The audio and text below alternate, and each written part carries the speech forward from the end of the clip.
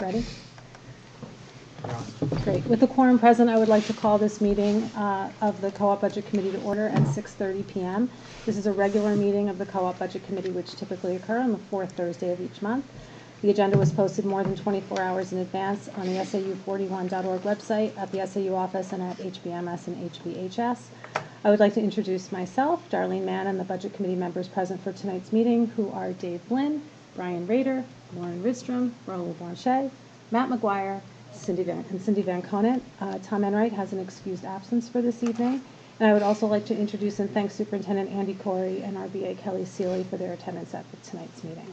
If you could join me for the Pledge of Allegiance. I pledge allegiance to the flag of the United States of America and to the republic for which it stands, one nation, under God, indivisible, with liberty and justice for all. Darlene, yes. Move your microphone around so that... Sure. Oh, yeah. Absolutely. Thank you. I can close one file.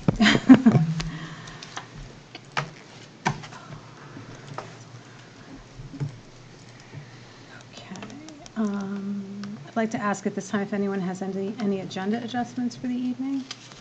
Seeing none, we can move on to the appointment of a meeting and process observer, which will be Brian this month. I think it was Lauren last month, right? Yes. Okay, great. Approval of minutes from our September meeting. Everyone received a draft of the minutes. Raul, I think we had a few track changes. Thank you very much for taking a look at all of that.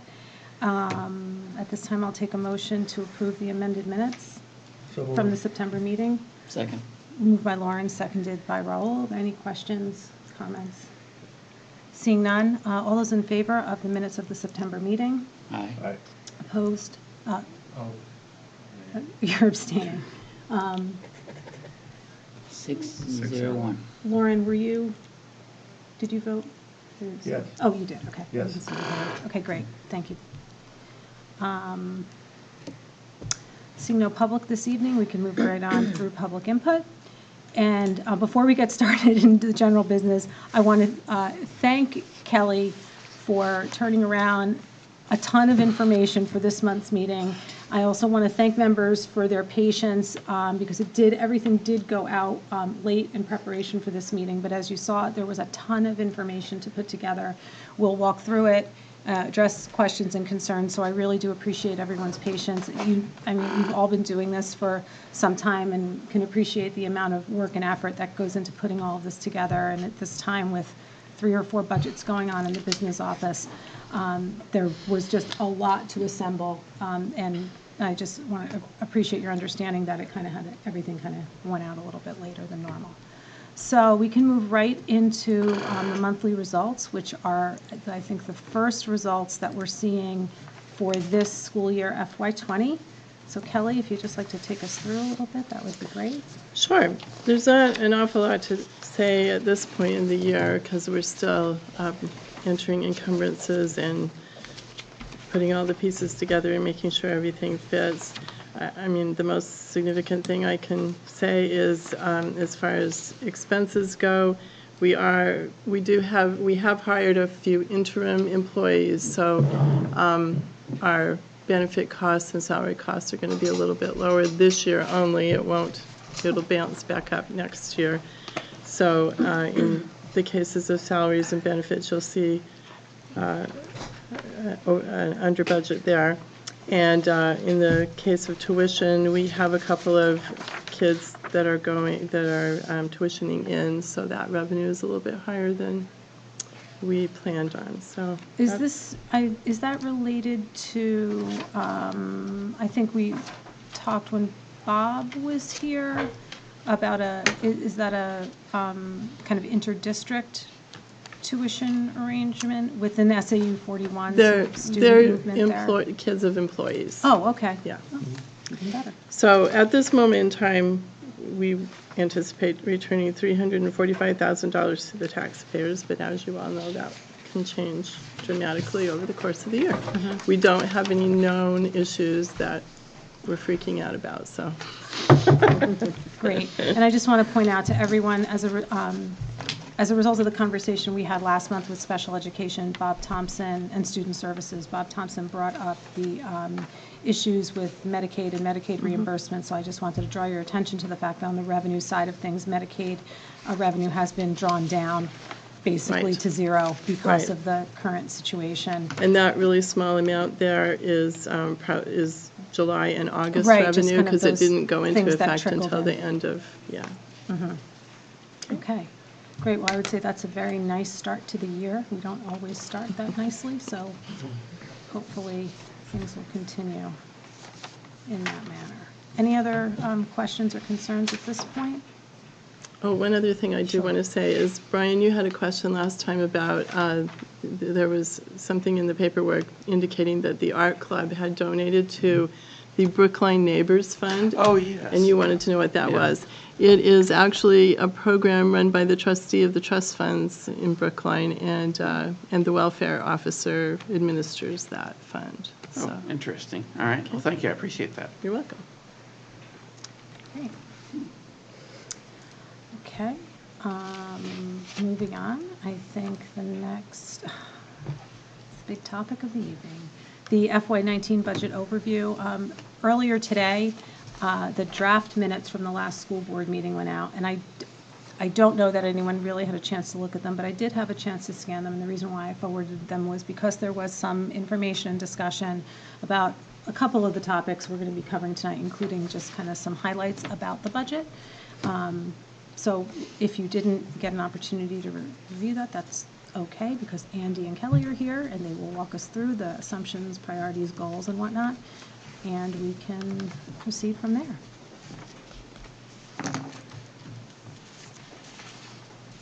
Oh, Oh, yeah. okay, well, we have, I wasn't really going to say a lot. Did you want to say anything about the budget? Because I didn't even bring the spreadsheet with me.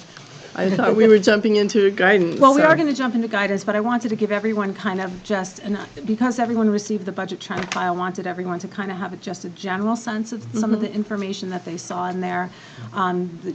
We had talked in prior months about the plan for technology and the replacement plan, which I expect to get more information on Yes, when we absolutely. speak specifically with Rick. Yep. But just, again, to get a sense for any of the other initiatives, we are not negotiating the collective bargaining agreement for this professional staff because we have a standardized agreement. We'll have the third year of the support staff moving forward. And I think the biggest, maybe if you could just talk through a little bit of, some of the things that we're seeing, and especially because there were requests for relief from guidance and things like that. That would be kind of a great way to just kind of give us a sense of what's included and what needs to be just considered. I'll kind of run through the major topics like I did at the school board. Yeah, that would and then that'd be I'll great. take- Okay. In the area of personnel, we're projecting 2 RIFs of paraprofessionals because we have students that are aging out. So those individuals won't be needed, so we'll be reducing those. We are still trying to attract .2 French in the middle school and .2 French in the high school, so .4 overall. We haven't been successful, so what we've been doing is paying a teacher an extra section, which is cost effective, but at the same time, French is growing, so we're going to try that again this year. And we are also reviewing staffing levels for our athletic administration, as well as our maintenance administrative staffing. So those are 2 areas that you'll see probably more details about in November. In your budget that you'll see, we are again looking at some shared positions. The priority position is a shared nurse. Across the SAU, we're seeing more kids with allergies and severe illnesses and that. And when a nurse is out, it can run up somewhere between $150 to $200 an hour if you go to a contracted service. So if we can attract a substitute nurse across the 6 schools that is assigned by the SAU, we believe we can reduce that need to contract out at that hourly rate. In the area of stipends, the high school is asking to add a art stipend and a Greek and Latin club and those would each be at $200 each, so for a total of $400. And Rick has also requested that we increase the stipends for the guitar night and HB The Change. He's asking that those each be increased by $2,000 to align with the expectations. They're very similar to what I'll say student council and NHS as far as the hours and time commitments. Obviously, they're different, but it's just when you go down and look at the amount of time we ask them people to commit, they're very similar. And then at the middle school, Tim has asked for $4,300 to institute after-school detention 2 days a week. In the area of academics, Rick has put forward a textbook request of $41,137. There are two major purchases out of that. One is for honors physics, which would be a new level for us, so there'd be bridge the gap between AP and just physics. And the second one is Algebra 1 and 2. Those two courses result of $29,000 out of the $41,000 requested. And Tim is putting his graphing calculators, which is for our advanced algebra / geometry students at the middle school. We have about 25 to 30. He's requesting 10 new ones, and he'll dispose of the 10 that are kind of at their end of life and just cycle through that, so we'll always have good material.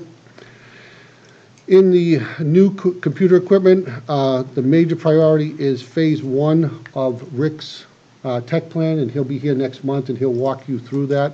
That total for phase 1 is $97,750, and it focuses on engineering, computer science, and physics. Replacement computer equipment, as we'll talk about a little later, with the passage of HB 1612, which is the new law around computer security and everything, it creates an issue with machines that cannot run Windows 10. And you can imagine across SAU, we have machines that don't run Windows 10.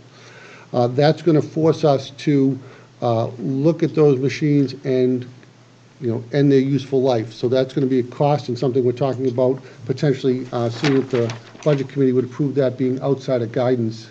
Under safety, the high school is requesting phase 2 of school cameras for $22,000. The middle school does not have a safety request because we kind of put them off years. So the middle school has already done their cameras, all their pieces, so that is the one request. In athletics right now, Brian has requested $17,000 for field hockey goals, ice machines, volleyball nets, and a soccer scoreboard.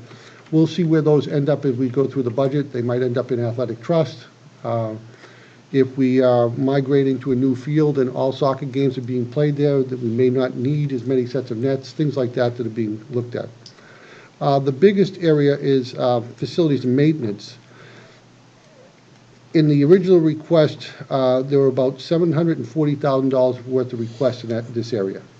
And this is the area that concerns me the most because we have aging buildings, and it's just how do we get in front of this? We have been trying to do a maintenance trust fund. We did dip into that last year, and it's just a matter of as things continue to move down. I'll just give you the priorities right now that I'm pretty sure we're going to try to make it through the whole budget. 2 new intercoms, one for the middle, one for the high school at $19,000 apiece for $38,000. We have a section of the roof which is in our CIP, which is $50,000. There's also approximately $20,000 of related masonry work to go with that. Rick has requested $60,000 to phase in parking pavement, or I should say just road paving. The $60,000 takes you from the entrance of the high school up to the bridge. And that would be phase 1, and over the next 3 or 4 years, we'd look to redo our parking and driving areas. Tim has a small section of roof that needs to be what I'll call patched, not really replaced, and that's $20,000. And then Tim is presently getting a price. We have one section outside the back of the building here, which is our bus egress at times, and we're getting some wear and tear, so he's getting a price on that pavement. The warrant articles, as Darlene said, we have the HESA contract at $81,139, our annual contingency article of $100,000, the SAU assessment just ballpark right now is $930,000. The athletic trust is $67,000, and the maintenance trust is to be determined. And we'll again be asking for the special ed trust to increase that by $25,000. So that's kind of the broad brush of what we're looking at as we sit at what I call round 2, with 2 rounds still to go with our administrators. I'd be happy to answer anything that comes to mind after I've gone through that. Okay. Kelly, I just had a couple of things Kelly and I talked a little bit about before coming this evening. There's going to be a change to the bond amounts that are included in the current view.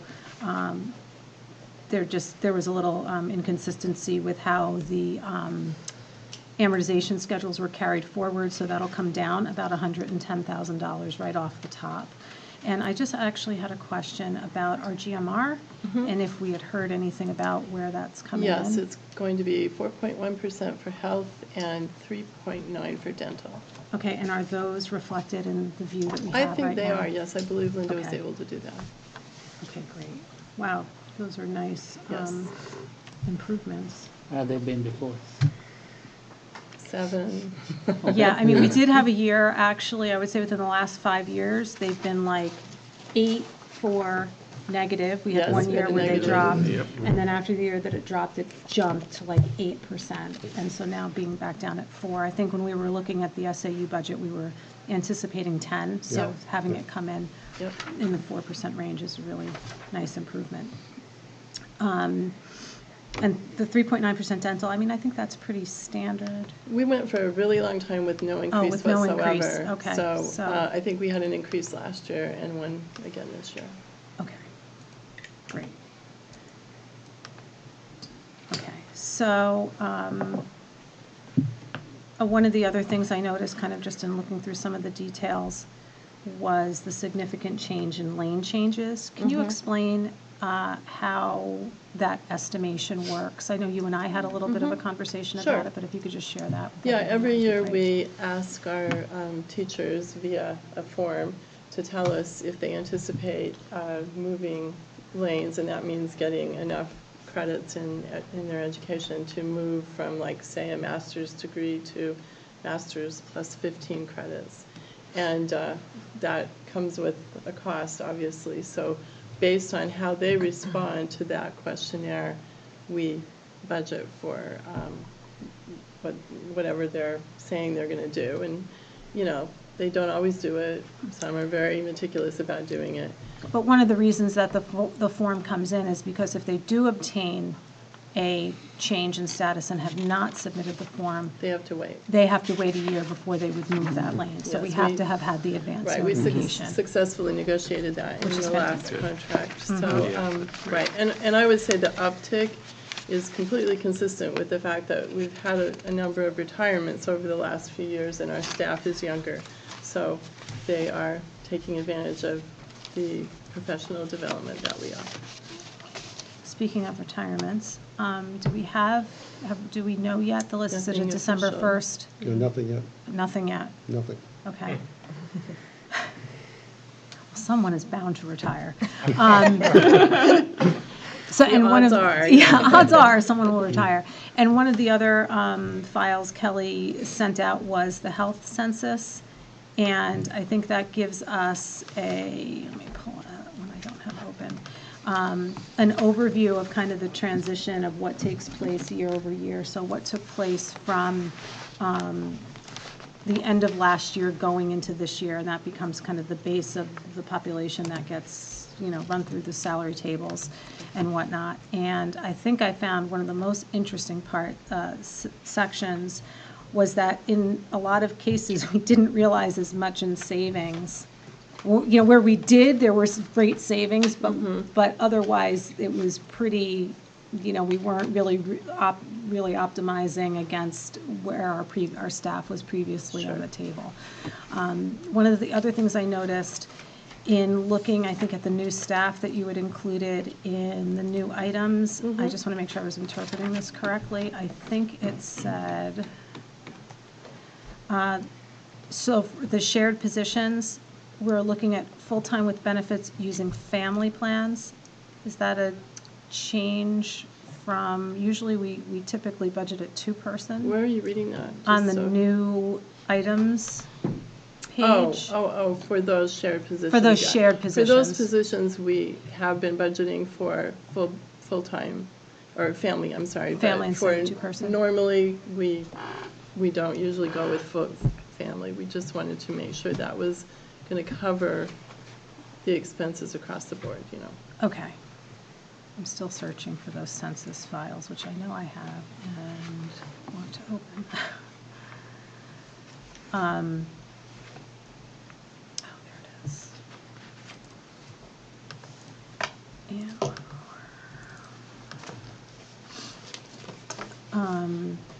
And so for those interim, I'm sorry, jumping back just because I finally have the file open on the health census. So the interim contracts that are identified, are those for staff members we just anticipate returning when, why were they, I guess I'm asking, why are they only 1 year kind of interim contracts? I can give you an example. In music, it's a 1 year sabbatical position. Oh, okay. Okay, so that he absolutely intends to return. Okay, So this was just that piece, and it's similar for computers. It's a staffing issue, and Right. again, and the same with the science. so when we're looking at budgeting for next year, are we moving back to the higher For salaries? two of those three, we will move back to the person that was in that position. Right. But one of them, we'll probably go with, I think we're going to go with Master Step 6 now, because we're Okay. getting a little low on our estimates. Okay.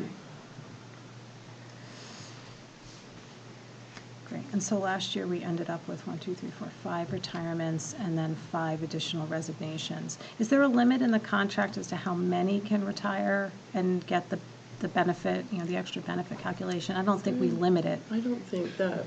I don't think we do, because from a financial end, I think the only time it would potentially turn into a negative for us, if like I'll say, if a very long tenured individual in the English department retired, that would probably hit us as a negative. Right, right, okay. Great. So we did see some changes, I think, as you moved year over year. We were seeing some movement with those.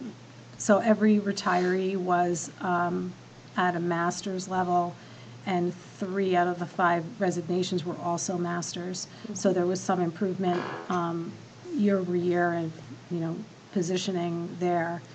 And really quickly,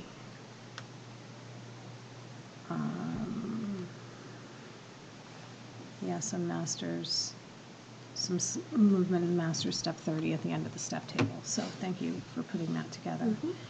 And then looking, I think the most significant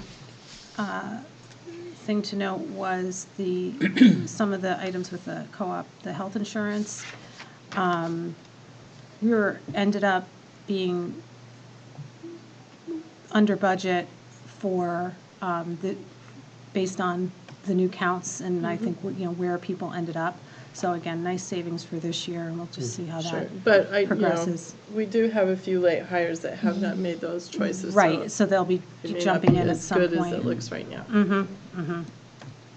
Yes, thank you for putting that together. Sure. Yeah, it's really just a function of having fewer people taking the benefits. Right. Right. And we still continue to offer the buyout. Okay, great. Thank you. Okay. Does anyone else have any questions about those general items? No? Okay.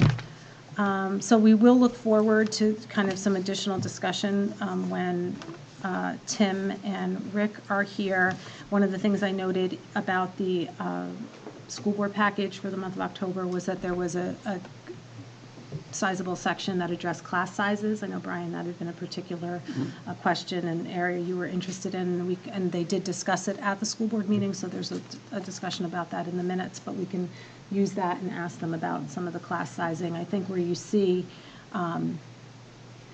some of the smaller class sizes, as is noted in the minutes, there are sometimes combination classes, like if you have journalism 1 and 2, they might be lightly sized, but they actually run together and things like that. So it would be, before the November meeting, it would be good to kind of just review some of those preliminary comments, but we can definitely ask Rick and Bob about that information.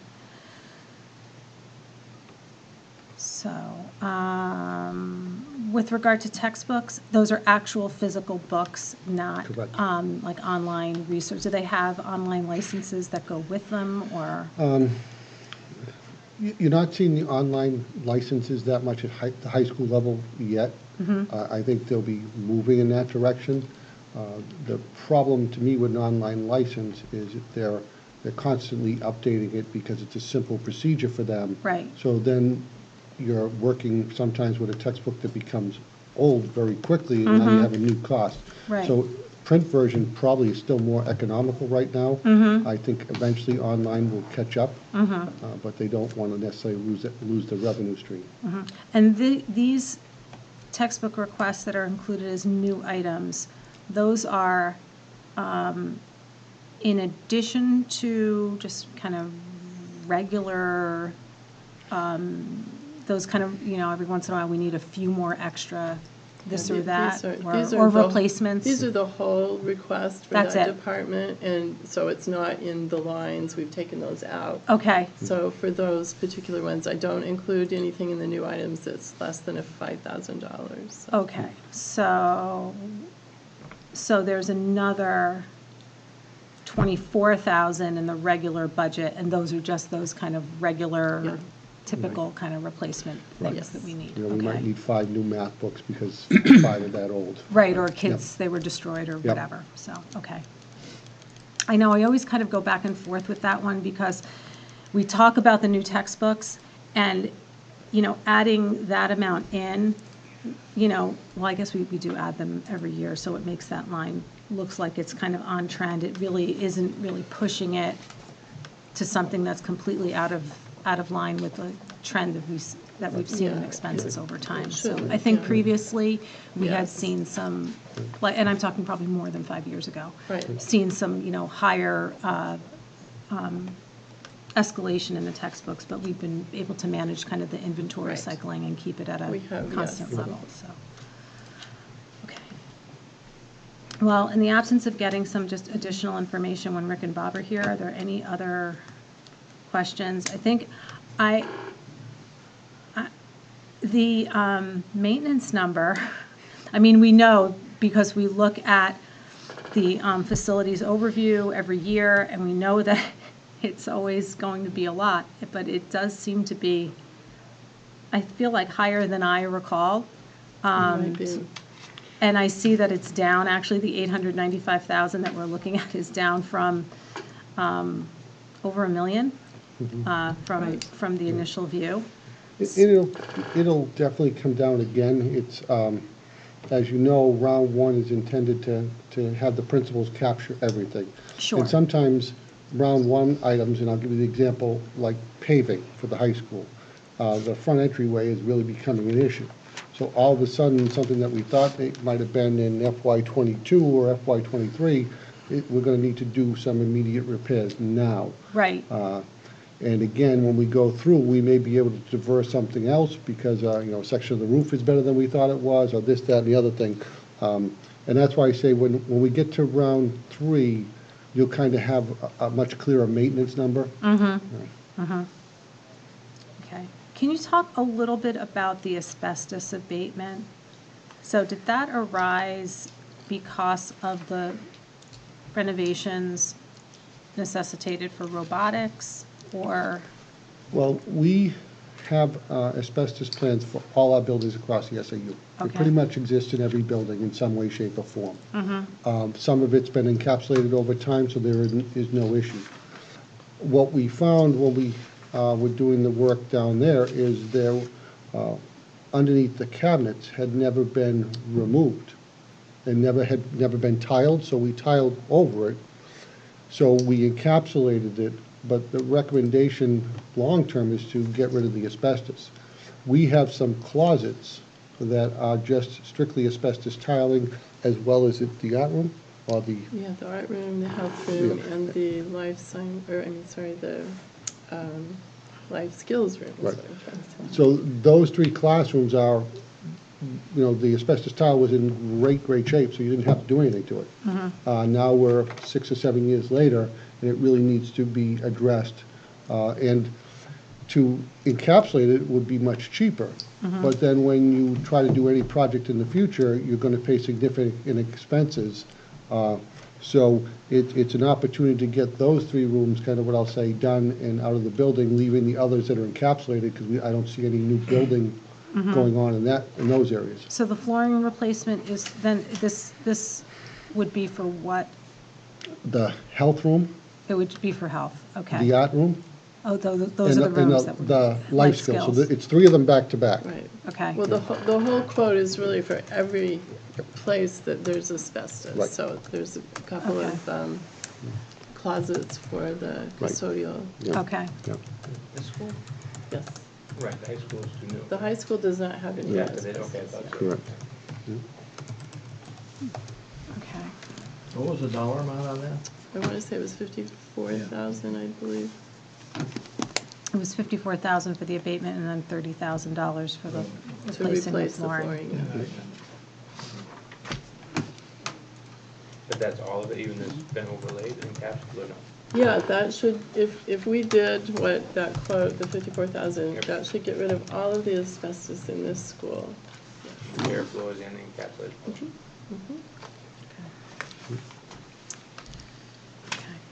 Until we move something else. Well, yeah, that we are aware of, let me put it that way.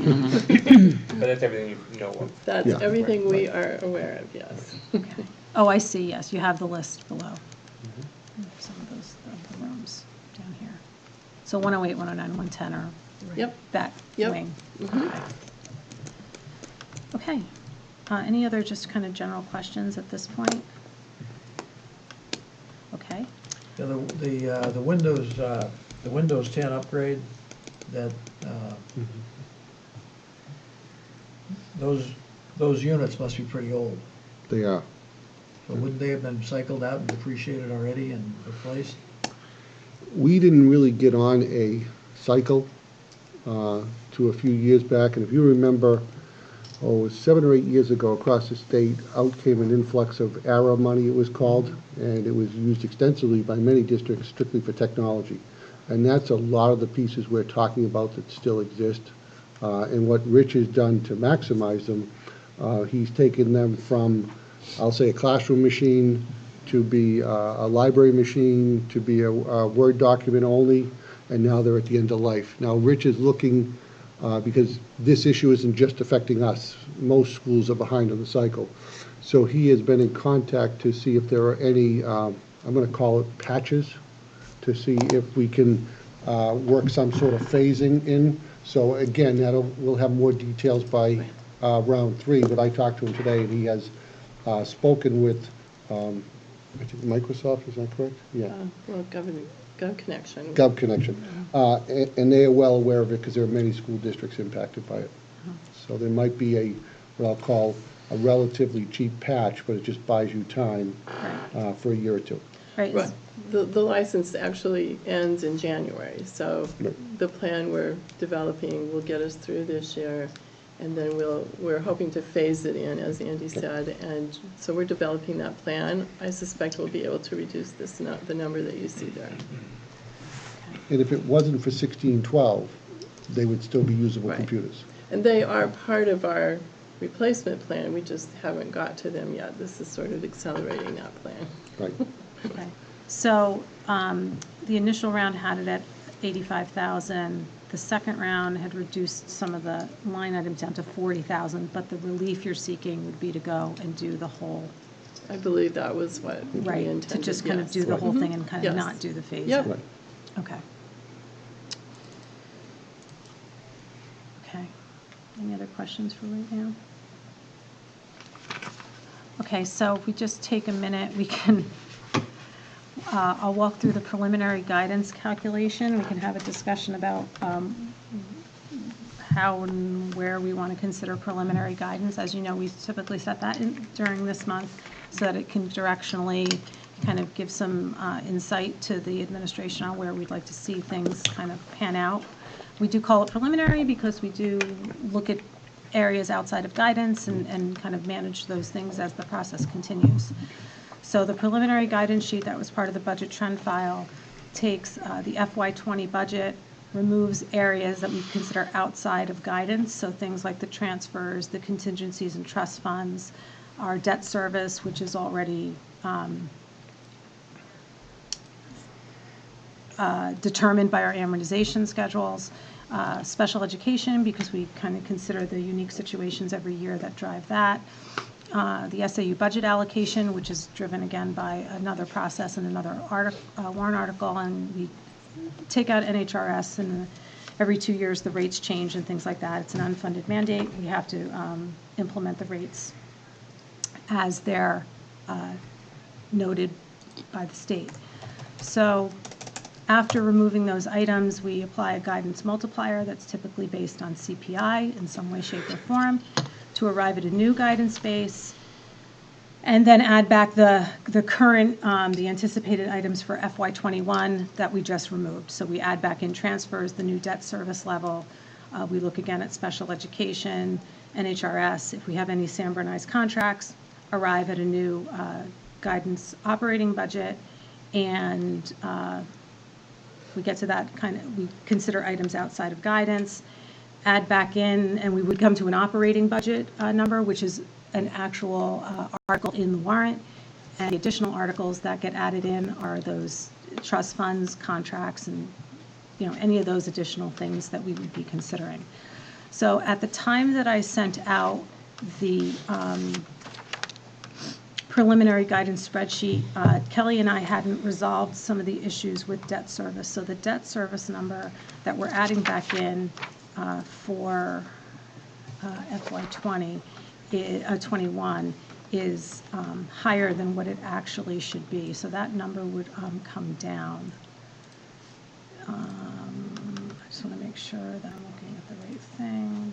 If I take 110,000.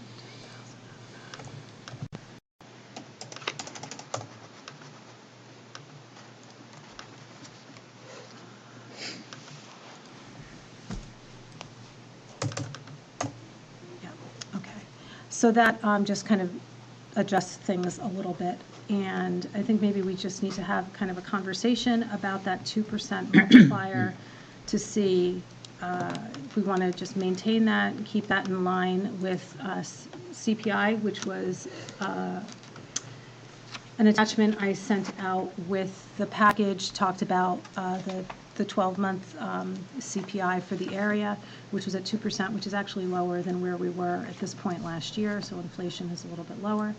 And just have a conversation about whether we think that 2% is where we want it to be, if we want to consider something higher or lower. Does anyone have any thoughts about that? I was just thinking of the Social Security adjustment this year. It's going to be, I think, 1.6. So just maybe we ought to look at that index and see what it is and see if that offers a potential alternative, which would be lower. Oh, okay. A lower multiplier. Mm-hmm. That's a cost of living adjustment to Social Security. Right, that hasn't been done in a while. Mm-hmm. I think that's what the number is. 1.6%. I think that's what it is.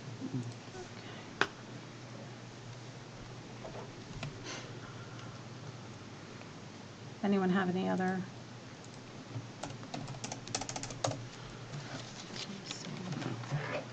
I'm comfortable with the 2%. You're comfortable with 2%, okay.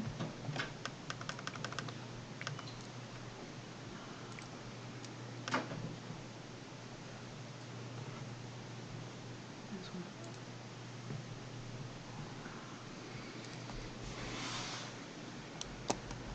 I'm just, okay.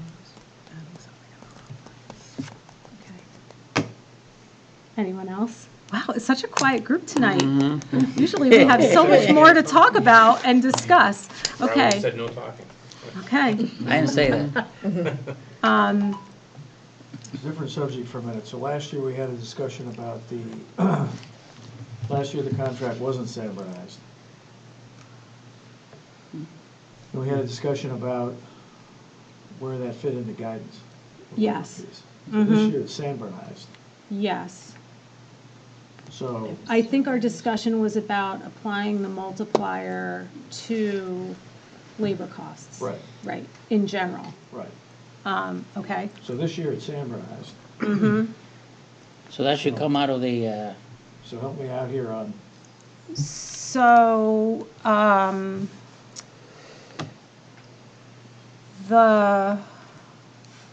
the way the formula works, I added back in the San contract amount after applying the multiplier. And I think what we did last year was say, as I said, that if we removed labor costs, it would, and that included salaries and benefits, it would reduce the multiplier. Is that that's your recollection? Right, okay, I can do that. I do have a side, at the time when I sent it out, I didn't have that in there, so I quickly recalculated a few things.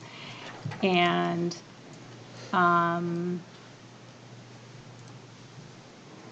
so you added back in the standardized increase. yes, I don't see it here being taken out or put back in. it's in the, are you looking at the spreadsheet? Yes. Yeah, if you go down to line 20. That's HEA year 3 San Oh, I see. So it wasn't taken out, it was the increase not- that was put in. Right, later. it's not taken out of the top. We would need to take out all of the labor costs because we would have to take out labor costs less the administration because the administration isn't served by the CBAs. They have their own contracts. So we could apply a 2%. In some of their cases, it's probably a greater increase than that. So isn't that the way we should do it? Yes, I think you're right, Lauren. I, at the time, hadn't Yeah. recalled that. Okay. So reducing that multiplier, I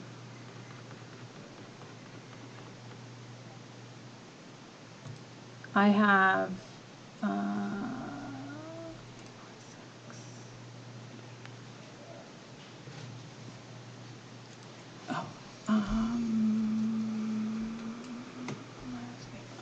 it's only 20. Okay. If you use that logic, are you putting the HESA contract in that's not standardized? The HESA contract would be removed as well because it's addressed later by a different warrant article. Okay. So we it's- wouldn't Just to be- help me understand what Lauren is asking, are we proposing to take the 359,464 out of the 24,428, 119? Can you say that one more time? Sure. Are we proposing to take the 359,464, which is the teacher's contract, from the FY20 budget number? you mean the increase? No. Okay, What I'm we're just trying to- proposing is taking, of the prior year guidance base of $15 million, we're saying remove anything related to collective bargaining agreements, salaries related to collective bargaining agreements, and health, dental, and benefit costs. Add back and maintain administrative salaries in that number. And by removing them, we apply 2% to the amounts that remain, because the $8.1 million in, 8.1 million plus 700,000, so $7.3 million of, $7.4 million of salary expense is addressed by an increase we add back later of $360,000 for the year 3 San Bernard's agreement. And $2.4 million in healthcare expenses and benefits is addressed through guidance relief with the change in GMR Okay. No, I later. just- So I think what we would need, so if that's all removed, did everyone follow that? Yeah. Okay. I didn't, but that's okay. If that's removed, that reduces the guidance multiplier, so those differences over the 15.1 million, which is the prior year guidance base, brings the guidance multiplier down to 0.7%. So it's basically saying we're applying 2% to, Things that we have control over. right. It would be like applying 2% to 10 million or 0.7% to 15 million. So it dilutes it so that we're applying the multiplier to the total. So if I do that,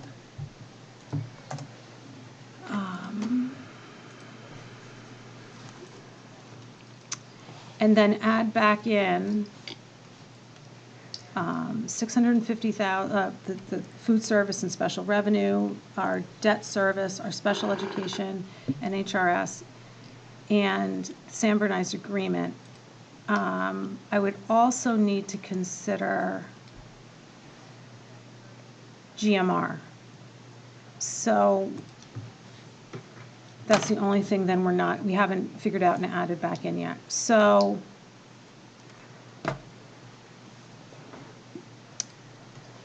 the benefit number in the FY20 budget right now stands at non-retirement related, health, dental, we'll call it health and dental.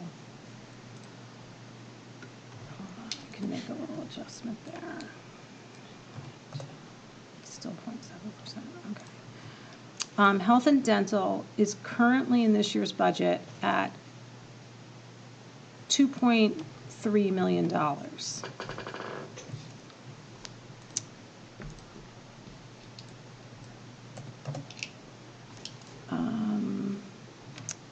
But, and then we have an increase of, as you said, Kelly, 4% on health and 3.9% on dental. But we have a different population, so the projected health insurance is actually reduced, moving from FY20 to FY21, even in consideration of a 4% increase. And dental insurance is going up by actually a little bit less than the 3.9%. So I just want to go back to the health census that we had.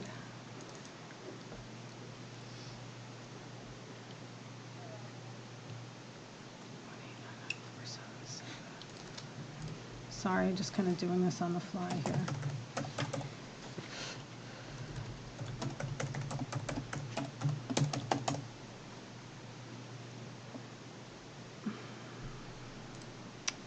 So even with the GMR changes,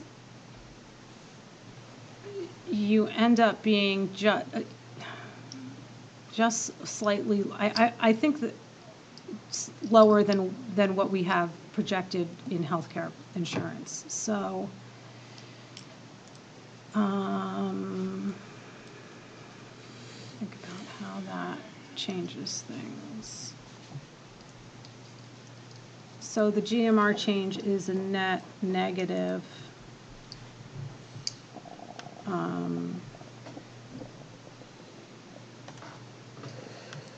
Is a net negative. But you also said you have unfilled positions this year.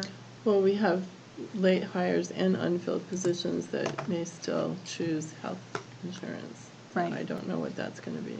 And so the average cost of a two-person to the district, like 20, Yeah, 20,000. I think. 2025? No, that's more of the family plan, I think. Okay, so like 20,000? Yeah. So, 60.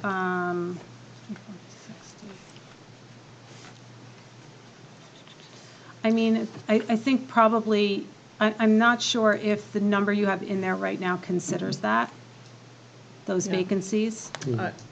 It does not. Right. So, at this point, just to give you room to go back and evaluate that, I would suggest kind of leaving GMR, the GMR change as 0, because you have room to add some things in even with those increases. So Yeah, I would makes sense. ask that you kind of go back, take a look at that Sure. as Yep. you kind of evaluate the staff. So I would recommend, as a result of the GMR change, nothing be added back to guidance. And that would bring us, Matt, were you updating, or is that the original one? That's the original one. Okay. So the original, yeah, the original view that I sent out had guidance operating at 23,675. This revised view brings it down to 23,371. And adding back items outside of guidance gets us back to 24,650 for a total warrant versus 25. I just want to make sure I have the right number. 25,280, which is the entire budget. So what that means is we would be, from an operating to operating perspective, we would be $630,000 apart from the current budget view we have in front of us. So what we would be putting forward as guidance is $629,284 apart from the current budget that we have. What percentage is that? What'd you say? What percentage is that? What percentage of what? The Percentage of 60 what? Well, no, the we have a increase. percentage increase, okay. The 629.84, approximately 630K is a percentage of an increase, right? 29,284. That is an increase from the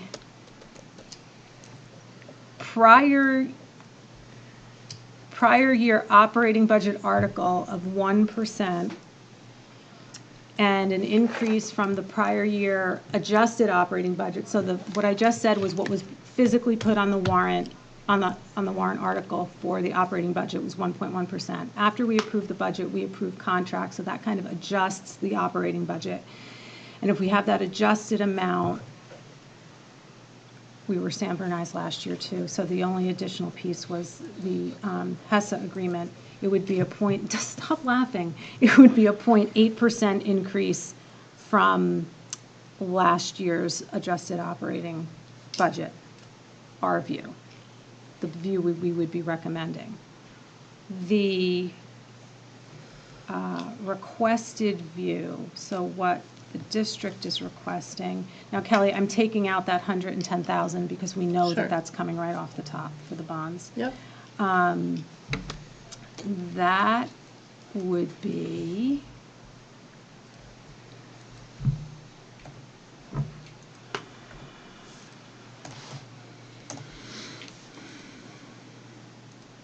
a 3.8% increase from the operating budget article and a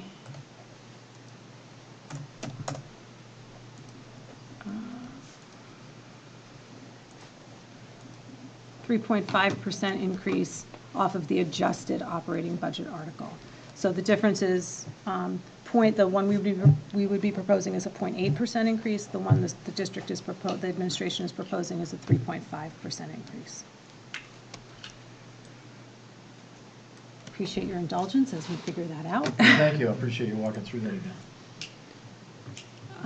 I would ask you to write it down, but I guess. Well, I will send the it video- out. The video captured Well- it, so now we're gonna have to listen to the video again. And just I'll- one note, Darlene, on the admin salaries, are you including all non-union salaries when you do that? Because we've got allied health professionals and what we call tweeners. Okay, where would I find that in the budget? Oh, it's probably not like in one place. I'll probably have to tell you what those salaries are. Okay, so for right now, is there like a,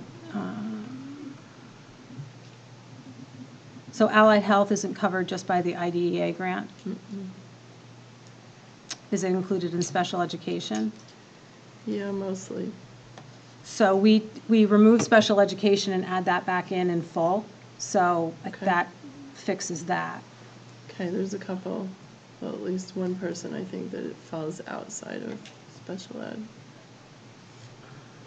That's probably the only one. Okay, let me see.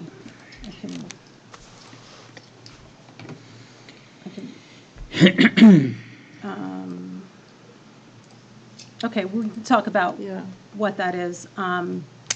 If I, 50,000.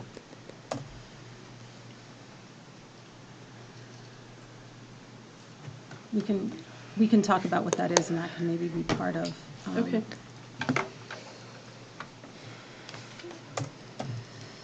Another discussion. But I don't know if at this point you wanted, the Budget Committee would want to consider the Windows 10 piece and the asbestos abatement. I think when we were considering relief items, we kind of waited for another pass to just see like if we have that patch and things can be phased in, or if we want to kind of whole cloth say, just, make the change and support making the change at once. Well, I need to understand the Windows 10 piece. I thought that we had a long-established policy on replacing equipment, technology equipment, computers. We do. So I assume these computers must be 8 years old? Yeah, probably mostly So around. how did they fall through the cracks on our cycle? Well, we just haven't hit that cycle yet. Well, but it wasn't a long cycle. It was a relatively, it was a typical cycle. I don't know, it was 3 to 5 years, I think. Is the new HP level? Well, most school districts are closer to a 7-year cycle because of what you're using them for. It's not like industry. That we have about, I don't know, it's about 40? It's about 40 machines, I think, somewhere around there. It's not surprising to me at all. Well, I guess I go back and I'd just like to understand what our policy is. I thought there was a very specific policy for replacing equipment that we hashed out at great length some other year. Well, I think it's the same thing that happens. Like, we have a policy around a number of things, but then we arrive at guidance, and then we get to guidance. Like, I mean, like I said earlier, there's $740,000 worth of maintenance items. At some point, they're gonna come due. But if we're gonna go with a multiplier that's in a 0.7, that's where I'm gonna go, because those are my big areas. I don't know where else to go. So, what we do is we bump things out another year, and that's exactly what happens with the computers, because it's not a hard and fast rule, because if I need a individual in the front of the classroom or a textbook for a child, that has to come over the computer. And when Rich says to me he can get me another year out of the computer by handing it down to the next thing, I mean, I'm not going to throw something away just because it's on a cycle. So, I mean, that's the reality of what's happened.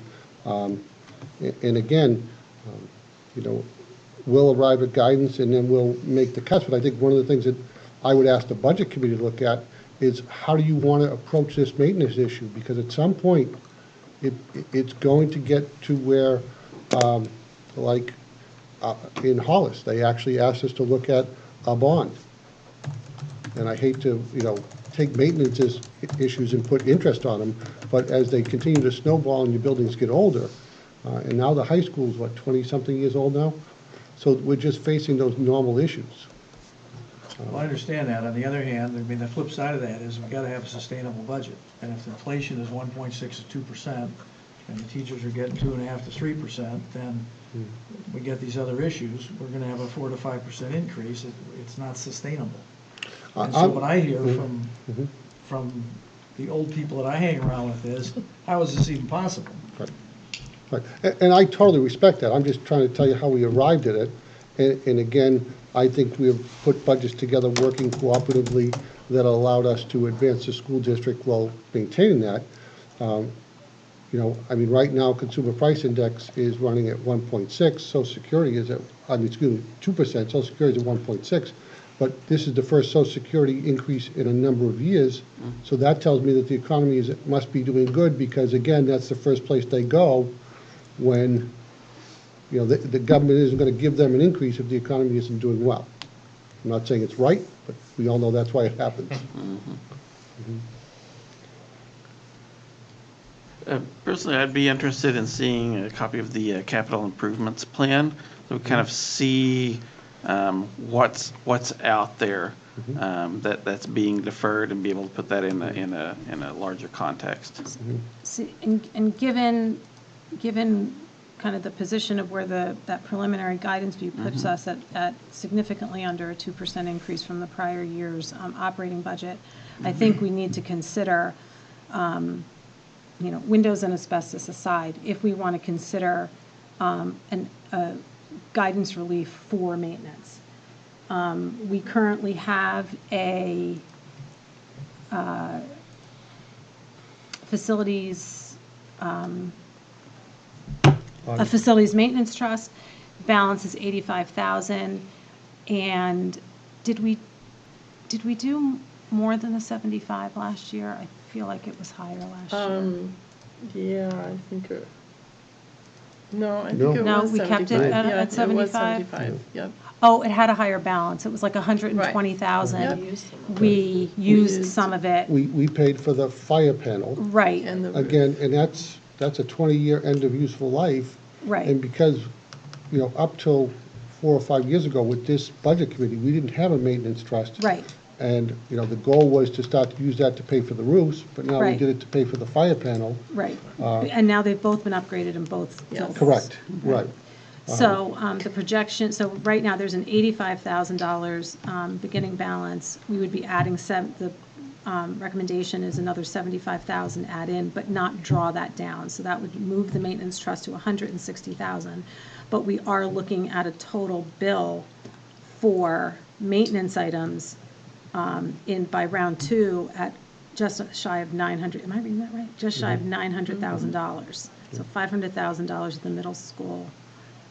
The thing is that the maintenance trust, in my opinion, is so small, and the maintenance needs so high, and buildings these age, you're never gonna get, if you put 75,000 a year into the maintenance trust, and that's jumping by 125,000 a year in need, you'll never get to where you need to be. You know, you just know people and used to it. And things like, you know, the big thing that I heard tonight is the asbestos. I think that's a no-brainer. That word's out there now. As, you know, that's a word that is brutal, even though it's really not. You know? At some point, can we do a cost projection of what would happen if we bond some of that? Some of the total amount? Well, that's what would have to happen if the rates go up. So I just want to clarify too, Kelly, in your total for that maintenance items,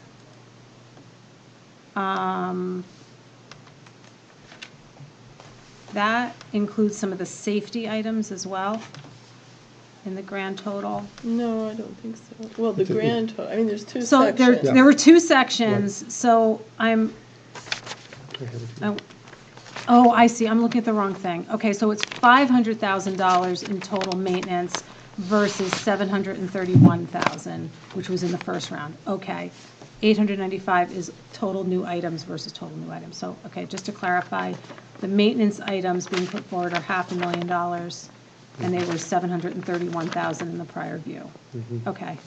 And I'll be honest, that is going to come down. I know that, having sat through round 2. One of the suggestions I would say is potential consideration. We're sitting here now potentially projecting $350,000 to be returned to the taxpayers. you could consider writing the maintenance trust as an up to amount of, say, 150, 200,000, and then it only gets funded if it's there. We fund the, what I'll say, the essential items in this budget. And then if that gets funded, in our spring meeting, we sit down and we say, okay, they funded this, what items are we gonna eliminate from the maintenance using that, what I'll call excess? Because typically we ask for 75,000. We know we need more. I think, again, as a taxpayer in my community, I would rather have it for money I already paid and gave to you than increasing the next round. So if that 350 was available and you had up to 200,000 goes to maintenance trust, that is a windfall of 125,000 to do projects. You know, and if you did that for 1 or 2 years in a row, all of a sudden you're going to eliminate a number of those projects. Or do we simply take the maintenance out, put it as a separate warrant article, except for the essentials, and let it stand on its own and see if the voters want to do that? You know, with a concrete list of, if you give us this, this is what it funds. I don't care what approach. You know, it's kind of, I just want an approach that this body agrees on so that we can go forward and be a voice of support. Right. So, I mean, we have kind of talked a little bit about the idea of an article that addresses specific capital items. And the only problem I see with that is some aspect of it would need to get passed at some level. If you go in with a number that says we have $500,000, we're going to ask for 250. If that doesn't pass, then the 250,000 isn't of those capital items isn't getting. Right, I think I would have to put the essentials in the operating budget. Right. To know those are gonna get passed. Mm-hmm. And then I'd say what I would call next immediate needs, Right. second tier, however you wanted to phrase it, into a separate article. Now, Mm-hmm. whether you wanted to do that as a taxable article, Right. or, or funded via if there's a surplus to fund it. Mm-hmm. You know, I don't care the approach. Ultimately, if you have 3 tiers, Mhm. and items in the 3rd tier, if they happen to end up being an issue, you're gonna pay for that out of the trust fund or some other way. So, but I don't see anything wrong with us having things that must be done, things that are critical beyond that, and then things that are waiting to be considered.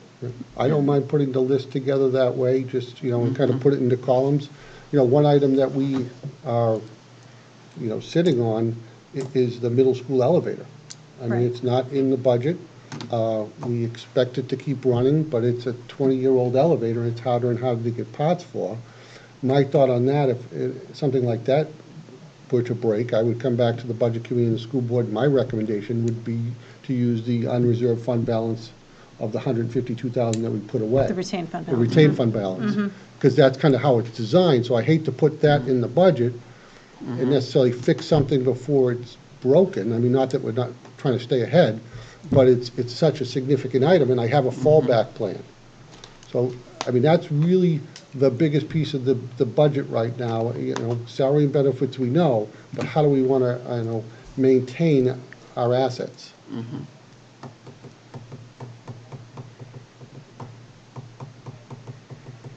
I like the surplus plan.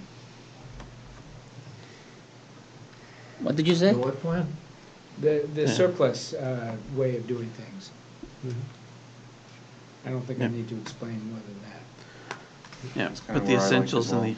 Okay, You know, because the money's already there versus having to ask for more money from taxpayers. right. Mhm. Mhm. Be easier to not give it back than to ask for more, especially after last year and what's going on. They're gonna say, you need all this maintenance, but why didn't we make that the priority? Well, we can And- hold, Huh? we can hold off on making that decision till Yeah, later on, Right. a absolutely. couple of more months Yeah. and Yep. figure Okay. out whether that 300 will become $1 million or whether it will go the other way, and then we'll. Right, because if it was 500 that's still in there, I can guarantee that's coming down. I just don't know what it's coming down to. And then Kelly and I can work and prioritize it into, well, say, what needs to go into the budget, because like the intercoms have to happen, so they need to be in the budget. What can we, I'll say, lack of a better word, roll the dice and see if that's what the voters want to do. And so we can put that together probably for November. Why is the intercom system so expensive? Because it's the wiring to go to every single classroom, all new speakers, all of that. So it's kind of like a fire panel. I mean, I never would have thought a fire panel would have cost $50,000. But when you see what it involves from the standpoint of replacing one, it's an amazing feat.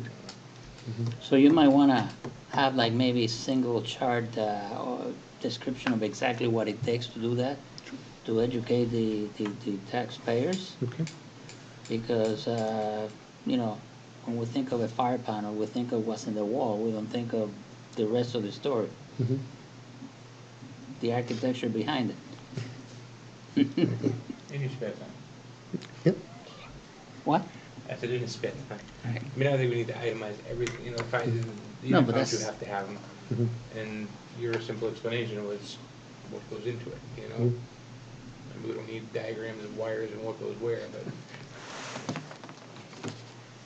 We don't need your version of the chart, we need my version of the chart. right. Is this the number between theirs and ours? Okay. Okay, so at this point, since we're waiting for kind of that additional information and assessment of the maintenance items, I would recommend leaving any type of guidance relief kind of off to the side for now, kind of pending that other view. So is everyone comfortable with where we are for right now? Which, I'll repeat, makes that adjustment to the 2%, brings it down to 0.7 as a result of adjusting salaries and benefits, brings our guidance operating budget to 23,371,066, which is about $629,000 lower than what's being requested by the administration at this point in time. What was the numbers, 23 what? 23,371,066, Okay. yeah. So that would be- And we're reserving judgment on windows and asbestos. Right. Okay. Any other kind of maintenance items and things like that. And it adjusted from the budget trend file that you have. I took that down 110,000. It's like 109.9 and change, but make it 110,000 for that bond adjustment that we know is coming. So that would bring the administration's budget to really just slightly over $24 million. So it's $24,351,000, or within that range. So we're about $629,000 apart at this point, knowing that there are things to review, and But that has a multiplier of 0.7. it takes the 2% CPI and adjusts it for so that it is not being applied to salaries for anything that's collectively bargained and benefits and insurance. I just feel compelled to say that that'll be the lowest multiplier since I've been here, and this might be the best economy since I've been here. And if we didn't have a $500,000 cut in special ed, we'd be $1,130,000 apart. So I'm just putting it out there. I mean, we'll end up where we need to end up, but I'm just struggling at a 0.7, to be honest with you. Actually, I think I'm going to pull up last year's file to see where we were.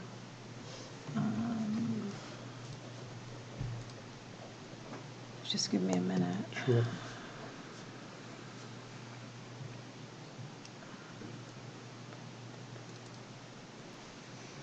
Of course, the special ed isn't part of this equation, so, We Right, would so- have, so- if it had gone the opposite way, we would have been, adding that back in, Right, so. yeah. Last year's multiplier, we had a 3.2% CPI adjustment, and it netted to a 1% multiplier. Again, higher CPI So, It's just you're, out of the, you look at the salary and benefits as compared to the overall budget, you're doing a 0.7 on the overall budget. It just, I added up the salary lines in the budget, and I come to, for FY '20, $8.1 million, less $725,000 for the principal's salaries, principal's office, Yep. which I'm assuming includes every Yep, administrator and, yep. yeah. So that's what I'm using from a salary perspective. And for benefits, I'm really only looking at health and dental, which is for this year 2.28, so 2.3 million. So,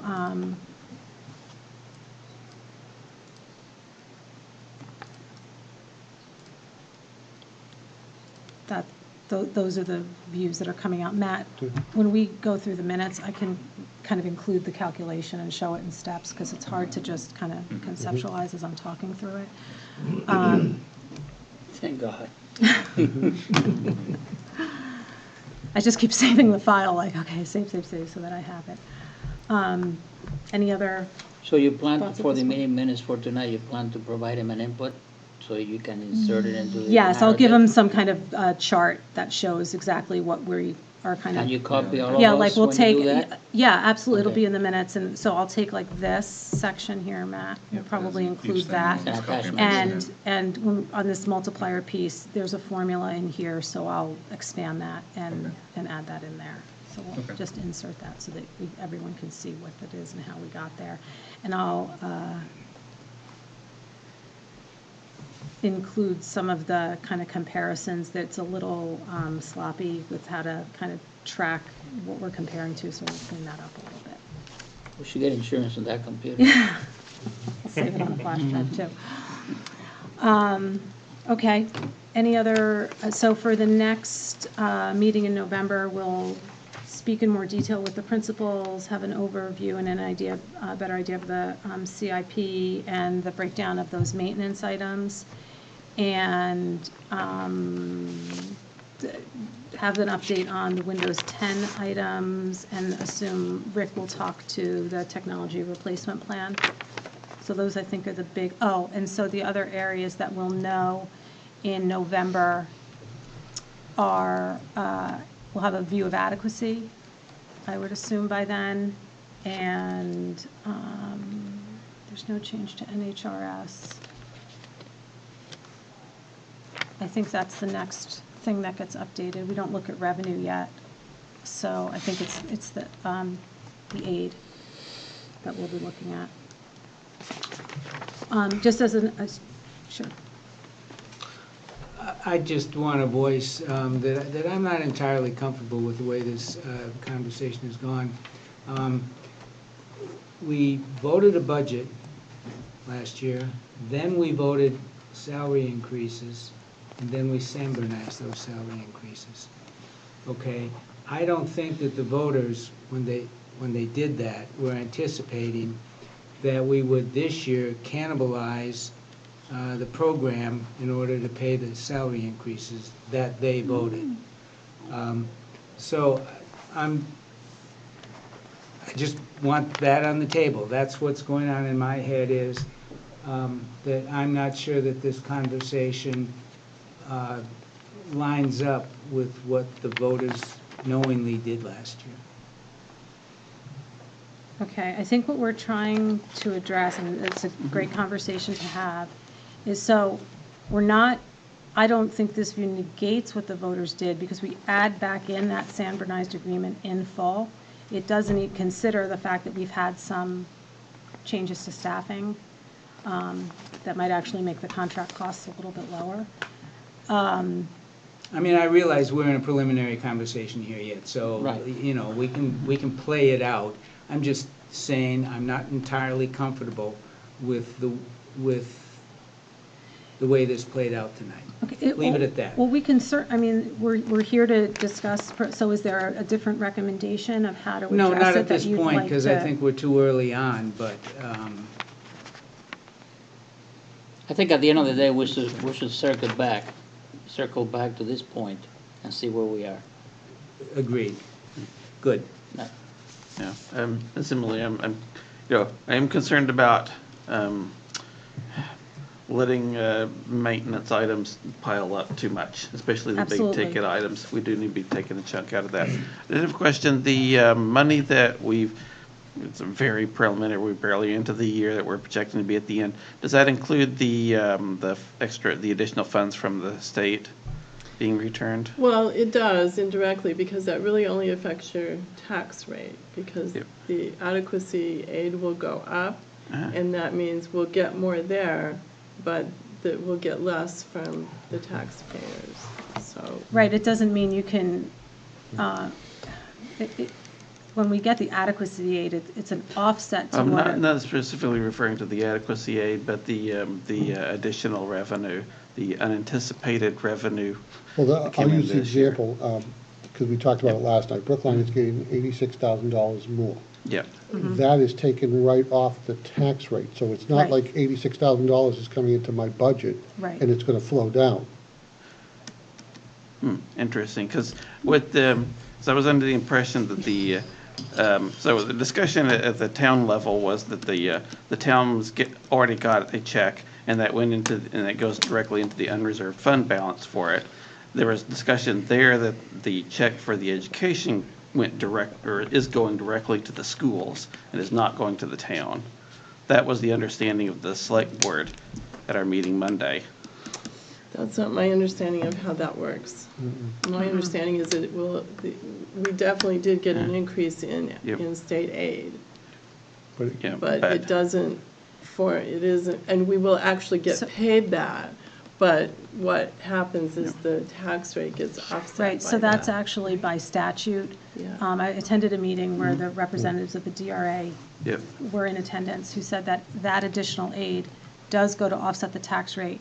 And the only way you could spend any additional aid that you would be receiving would be if it were specifically special education aid, and you could then use that towards special education Right. in certain cases, a certain type of special education aid. Okay, so But you in have- this regard, what Brookline is receiving is Yep. that 12% stabilization grant that had been reduced, that 4% annually. They're Yep. getting that back in Yep. one lump sum. And it was a direct offset to Yep. the adequacy aid in and of itself. Okay, all right, great, thank you, I appreciate it. And so from a co-op perspective, it's a percentage that gets returned that is attributed to the co-op Yep. versus Yep. attributed to Brookline. Absolutely. And that was, In following up on Tom's comment, I think what we did was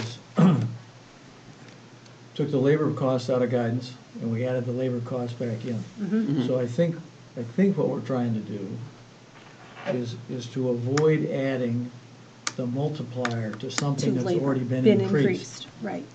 Correct. Thank you, That's all that was we're an trying to excellent do. way of putting it. Mhm. Okay. Yeah, we're trying to constrain the things that we have control over versus the things that are already contracted out. Right, and Really, so, but- so in a way, we're saying if labor costs, can look up what the percentage is, but if the labor costs were 5 or 6%, we're layering those right back on top the same way Mm-hmm. we would evaluate special education or NHRS or bonds or any of those So things. I must have misunderstood then. How did we get from a 2% guidance to a 0.7% guidance without dealing with that contract? We did deal with the contract because I'm adding it back in after we apply the multiplier. Okay? How did the 2% guidance get to 0.7? So we started with a prior year guidance basis. Maybe I'm misunderstanding all of this. No, I'll. Did we start with a 2% guidance to begin with? We just said that was the CPI, right? You said it was CPI. Right. That was CPI, and that was what was used to determine what the multiplier was. Right. So it could have been 2% right off the bat. I did misunderstand. Yeah. But Okay. what we did was take the prior year guidance base so it takes our $24.4 million current budget, reduces it down to 15.1 million by removing things that are addressed outside of the operating budget, like transfers, things that, and the trust funds, debt service, because debt service isn't going to go up by 2%. Debt service should be going down year over year because we're not adding bonds. So we don't want to put 2% on top of that. Taking out special education, that's almost $5 million. Yeah, I because understand those. Yeah. the SAU budget, it was included in that total. That's for last year, just under 900,000, and took out NHRS. So those are all the elements we removed Yeah. that said they kind of get their own treatment, and said, and then what's left is 15.1 million. And then we said, of the 15.1 million, there's a piece of that, those labor costs, that are going to be addressed later by a standardized agreement. So they don't need to have 2% included. Right. And we're going to look at the GMR. So those healthcare costs that are affected by GMR or the change in dental, we're going to look at those separately too, because that moves outside of the 2% multiplier. I'll tell you what, I'm good with, I don't need more conversation because we haven't said no to anything yet. Right. So let's say no to Yeah. something and then I can object at that Well, point. I just want to throw Well, in. I want to make sure everybody's comfortable with how we got from the 2% to the 0.7, just so that we have that kind of understanding. That it isn't, what we're trying to do is not put 2% I understand on that things that are piece. going to raise Yes, and yes. then move at different levels. So that's what we're That trying to do. registered. Okay. Do you have the new guidance increase number? Because we had it on the sheet at 302,205, that would have come down, correct? It's down to, Matt, can you just pull up that? file? 23,371, is that the number you're looking for? 476, 4924. That's not pi. Just scroll up. No, I mean down. Keep You were going. so helpful. Right? 302. So that comes down to 108,574. Oh, From freeway. The prior view that I sent out was just 2% on everything. That would have been 302,000. So 0.72% of 15.1 million is 108,574. It's almost 200,000. No, it's 100,000, 108. It's a lot of money. Oh, difference, yes, Yeah. yes, so assuming all of that is correct, yes. okay? So the net increase would be 0.7% roughly versus 3.5 from, so that's where we are right now, even though we haven't finalized the total view because there are still So items the that need to net, be. the net increase that we would be saying, if we were to write an operating budget article today, Right, it would say 23,371,066. If the administration were to write their operating budget article today, it would say 24,351. Split the difference and call it. So the difference there is 629,000 and change. no, whoa, whoa, whoa, whoa. No. No, it's not. No, I'm that's- sorry, no, wait, it's wait, over $1 wait. million. It's $1 million. No, 23,371 to Versus? 24. Oh. 24,000,000, Period. 351. Thank you. Yeah. I've never split pennies before, come on. Okay, so basically, all right. That's where we're at, huh? So the 3,371 is a 0.7% increase from, That is a 0.8% increase from the adjusted operating budget article from last year. So if we took the operating budget article from last year and added the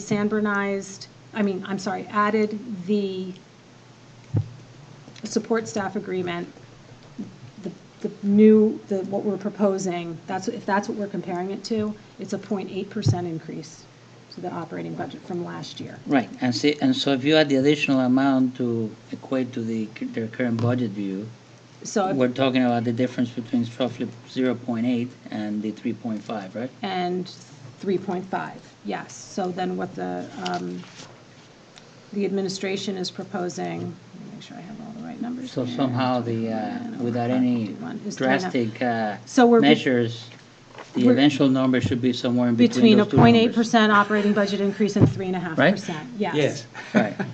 Yes. So,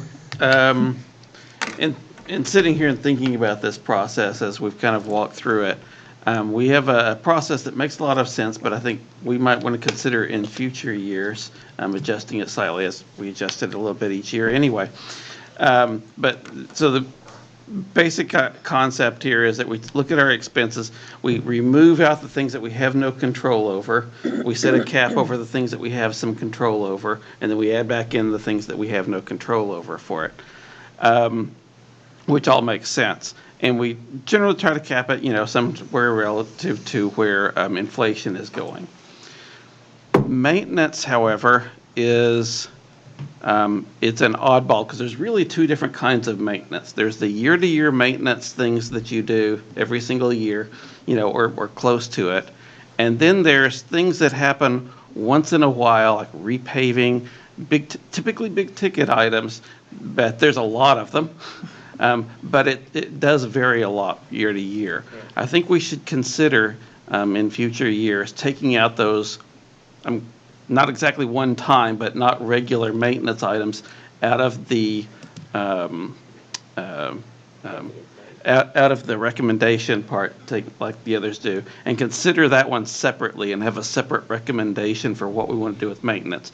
Because when we're looking at those things, we not only need to look at what are the needs that are there right there this year that need to be like that, but we also really need to be looking at the capital improvements plan and what's going out there, and that may need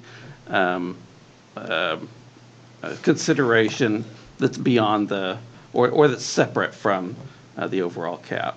Yep, no, I think that's a great idea, and I think we'll get there once we have that kind of tiered plan that Andy was referring to. And I've added onto the items to consider for relief, I have GMR, in case we just kind of go back and look at that again, windows, the asbestos abatement, and I added maintenance items so that it doesn't get lost kind of in all the conversations that we're going to have, so that we do consider those things. Mm-hmm.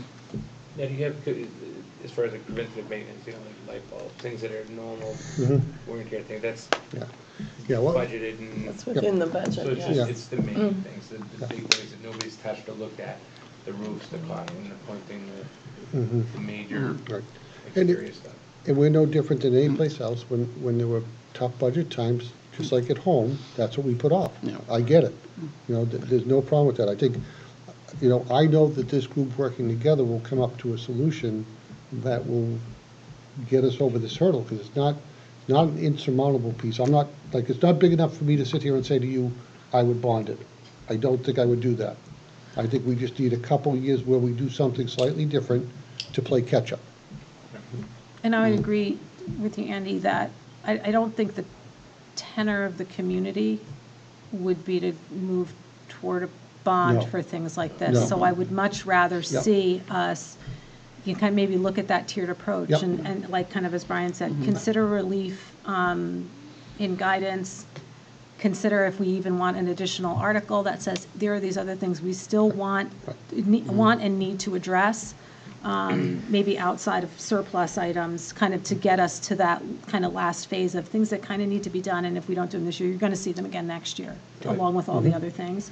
So we kind of could look at it kind of in all of those ways. What things can we put toward a surplus? What things might we consider guidance relief from, and what things potentially belong in an article? But I do think the community does need to be aware that we do have, aging buildings that require attention. And unfortunately, I think by the time we get to the maintenance trust part of an annual meeting, the charts get small, and tempers have been spent, and people want to be finished, and kind of don't really see that we have substantial items that are out there. So if we do kind of break it out this way, we can maybe present that information a little bit differently, so that it becomes more prevalent and aware, and community members are responsible, we need this money, let's take a vote, and if you say no, here are the things you will absolutely see next year. And I think part of it too, I think they're. I would say the stuff that you keep pushing off next year, like say you push off $100,000 to next year, that doesn't mean it's gonna be $100,000 next year. Right. Right, There's a cost right. associated Right. with items that it might end up being 2X next year. Right. And I think that's hard to communicate that part of it, and I mean, sometimes, you know, we might not know, like right now, that if we push item X until next year, it's gonna cost more, but that is something that needs to be factored in as well. We give them the task, like with resurfacing the track. If you don't do it now, it's gonna cost twice as much. Anything, I think one thing that he mentioned too is changing the amount in the budget from, you know, up to 75,000, put it more. So if there is money left over, I think the taxpayers would be more apt to say, we already spent it's there, we're gonna need the maintenance, let's put it in that trust. As long as they only use it for the roof or whatever, the maintenance, rather than going to them and say, I need $600,000, guys, you know? It just- Well, that's the discussion. What are we doing with the trust? We're putting money in it. What's the expectation on what it's spent on? Like last year, we had it built up, so it might have taken care of some major issue, but then we took it back down because we needed the fire panel. And that was something that was a one-time cost probably for the next 20 years. So, I mean, that's really what we have to decide on. And like we said, the maintenance trust, I mean, you know, do you build it, how far do you want to build it up before you start spending it? Well, Right, one and other that's thing- another item to consider as well, which we haven't talked about because it's still in development. But, you know, eventually we replace the turf on a turf field. And so now isn't necessarily the time to be addressing that. But, you know, for next year's budget, I think it's something we need to legitimately consider. Are you going to go to the taxpayers? And I'm going to, you know, optimistically say 12 years from now, hopefully it lasts, you know, longer than we would think, and say we need, I don't know, by then, $500,000-$600,000 to replace it, or do we go and save, maybe use the maintenance trust and decide, okay, it becomes, you know, where we save money to replace a turf field. Kind of the same things, because now we're, you know, putting in something that we know has replacement costs coming down the road. So Which is just when you did the another, building 20 years ago. another thing to consider. We wouldn't be having this issue. But then we can't spend it when we come down to an emergency situation like the fire panel. I mean, that's, so Well, that's, no, I mean, you know, you that's still- where we have well, to but decide, you what s- are we doing with the It needs to be- trust? I mean, Yeah. that's the big question. I Yeah. think we should, this problem is becoming big enough that needs to have a comprehensive view and for us to develop a mechanism that addresses all those three options, because you have three types of problems here. The maintenance, the capital improvements, and then the surprises. And so we need to have at least a process for each one of those.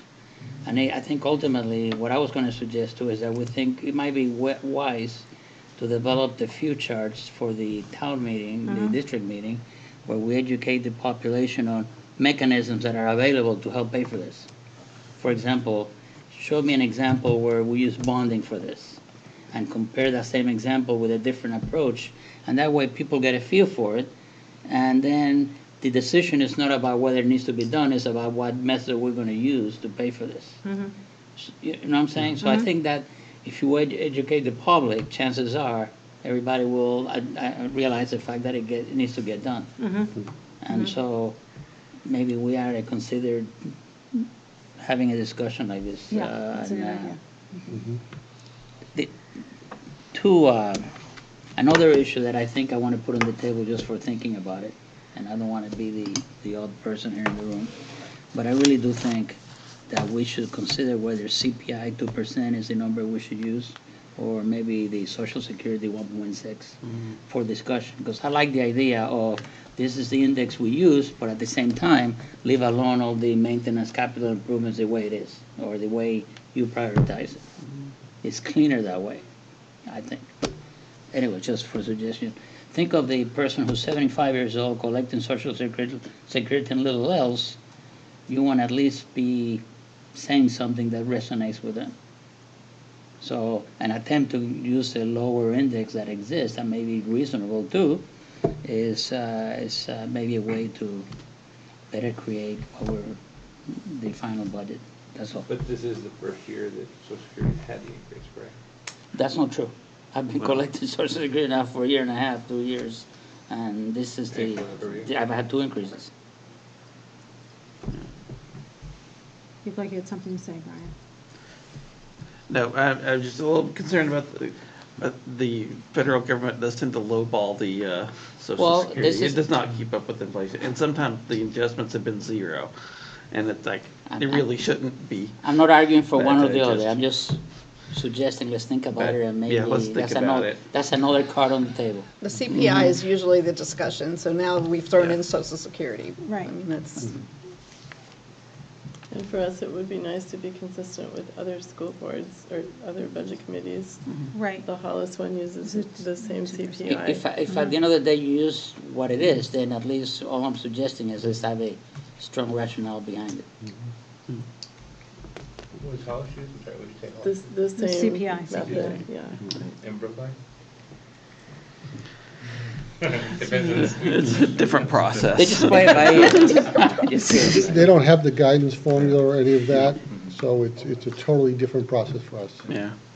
And I just want to say one more thing. While I appreciate the way you guys have come with this formula, there are many of the expenses that would fall into this 0.7 increase that are not going to be a 0.7 increase. They're going to be much more. And for instance, keeping our administrators, you're not going to be able to give them a 0.7% increase. Well, what it's saying, though, is that it's really 2% yes, on a lot of 2%. those items. Well, sure. But then that's a great discussion point to bring for the next time. If we're going to see more, like, 'cause then it's something we can consider in the same way we're considering a San Bernard's contract. If we have contract arrangements that yield a 3, 4, 5, I don't know, whatever the percentage increases are, come back and tell us that, and Okay. that's something that we can consider. But at this point, we have no kind of traction or idea for Yep. what that is, and we're actually, so we're applying the 2% by removing it in the calculation. We're saying, okay, 2%. I mean, in reality, I hope that we're giving them more than a 2% increase. Right. So, Well, it's but tied to CPI as well, so. So, let me ask this, what is it that I'm missing here? So, we've got the San Bernard's contracts, which have, whatever their increase is, but I'm sure it's going to be 2% or better for it, I don't remember exactly. We're allowing a 2% increase for everything else, all the off stuff. We've got the additional bond now for the field that wasn't there. Why would the overall increase only be 0.7? What is there that has gone away that would bring down the number so much? That $500,000 special ed, because when you add it all yeah, back okay, in, that's at what the I'm- end, that's where that $500,000 Okay. comes off. Right. All right, Yeah, that explains it. On another year, there's been plenty of Yes. years where it's been, the special ed The went other way. up X. Yeah. And Yes. Yes, it that's has. one thing that, from our formula, by taking special ed out of guidance, you protect regular ed, more Yes. so than many other districts. Right. Yep. So I like the formula. I think if we come up with a maintenance solution, then I don't think we're far apart. Right. My big dilemma is that big nut over here that if I can't do something with, then I'm cutting those again because I desperately need the computers for the computer plan. And if I get the textbooks, I've already spent more than the $108,000. And I've only done 2 things in both at the high school. But we're actually not that far apart, and like we always do, I think these discussions are great. And come November, come December, we're gonna arrive at some place that we feel is the right number to be putting forward to the taxpayers, or the right plan around maintenance. Because I really think if we solve that issue, we don't solve that just for this budget cycle, we solve that for the next 5 to 10 years. Right. Just as an aside, the San Bernard's contract is around a 5% increase in salaries. Yep. So, And just to let you know on that, for the first time, we weren't able to begin the year fully staffed. Every single certification area at the DOE is on a critical shortage list now. There are not the same numbers coming out of college to come into education, and if you're a math, a science, or a computer person, you're being, as an educator, if I came out with my math degree, there are plenty of companies that are calling me, saying, you don't want to do that, look what Yeah, I come can on. give you. Yeah. So it's becoming very difficult, so we could kind of use the economy to turn slightly, not a lot, but just slightly. It would help us out, because we can't get custodians. We are struggling to get paraprofessionals, and and also bus drivers, just to give you another, and that's just, everybody's doing that. I mean, it's great. Unemployment in New Hampshire is 2.5%. I'm thrilled, I'm happy, it's good. But at the same time, it does create problems for us. So that shortage of staff professionals, what impact is that having on the actual class sizes in terms of the population per? Our class sizes are very good. We were very happy with our numbers. The majority of them, I think our overall average was right around 19, if I just gave you and I think that's a good number. We have some sections that are 27. A lot of those are in your advanced level courses where all of us are in the same room for the same reason, so there aren't discipline problems, so you could be a little larger. And then we have some smaller classes that are designed for those students who have special needs. But overall, it's just about 19. And I don't want to leave tonight. I mean, we're in very good shape as a school district. We're in very good shape as educational institutions. It's just we have this one thing called maintenance right now that is kind of like the albatross around the neck that we need to solve, or else, like some of our neighbors have had to do, they put it off for too long, and now they were taking $2 and $3 million bonds. Right. And I'm not an interest payment guy. I'd rather do it as we go.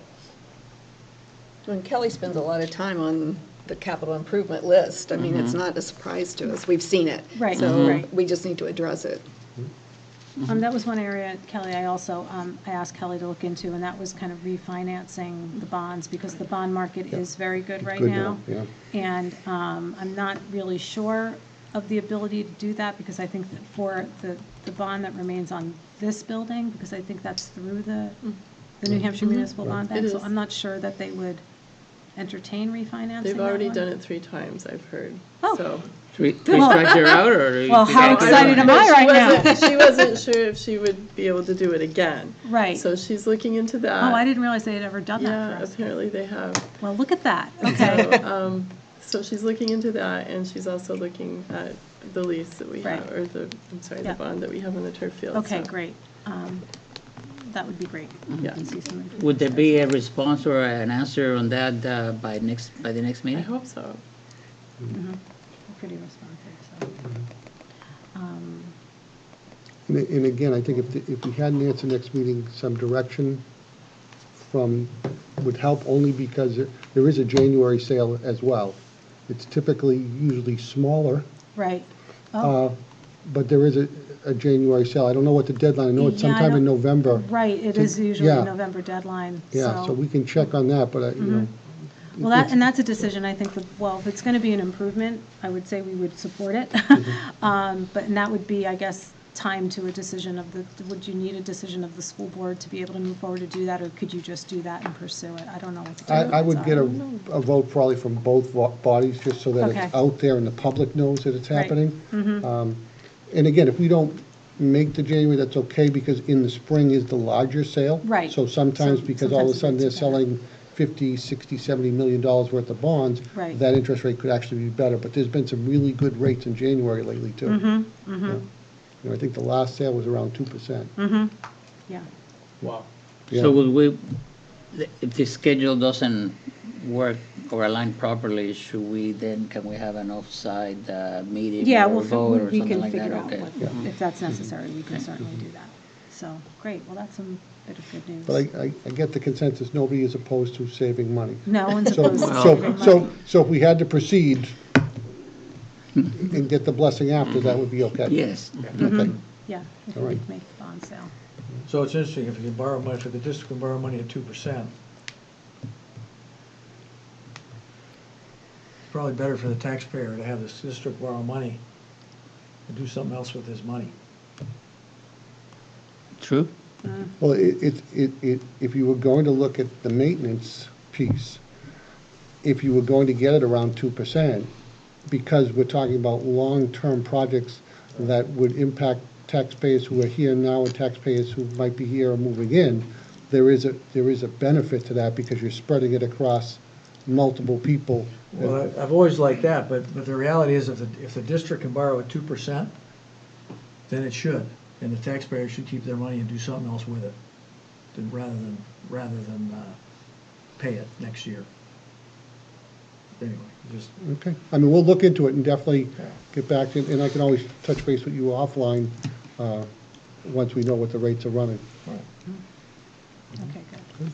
Based on experience, I totally agree with that. What is the rate right now? I'd have to call again, but I just mean the last sale, last No, he's January. on the current The one. current bond. yeah. Oh, I don't know on the building one, I don't know what it is. the for lease is building. 3-something, right? Yeah, it's like 3. Yes. Yeah, you probably get like 1.5% about. 3.5. 3, 4. Yeah, I like don't- It's been 3.49 a or while something. since think that one through, but. No. Okay. Okay. So for right now, we do actually take a motion on preliminary guidance, so I'll